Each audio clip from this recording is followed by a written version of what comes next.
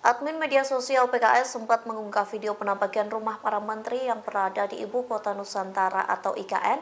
Menanggapi video viral tersebut, Menteri Pendayagunaan Aparatur Negara dan Reformasi Birokrasi atau Menpan RB Abdullah Azwar Anas mengklarifikasi. Dikutip dari Kompas.com, klarifikasi itu disampaikan Anas di Kompleks Istana Kepresidenan pada hari Senin 26 Februari.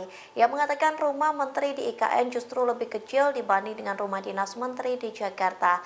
Anas mengaku bukan hanya luas tanahnya yang lebih kecil dibanding rumah dinas di Jakarta, melainkan juga luas bangunan yang dibangun di atas tanah tersebut.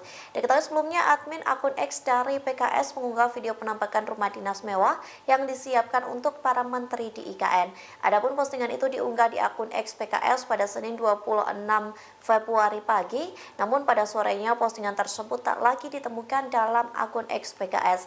Meski begitu, video tersebut telah beredar di media sosial. Terlihat rumah dinas para menteri ini dibangun dengan mewah dan dilengkapi dengan perabot rumah tangga yang cukup lengkap. Rumah tersebut pun terlihat mewah lantaran bertabur marmer dan kristal. Download Tribun X sekarang, menghadirkan lokal menjadi Indonesia.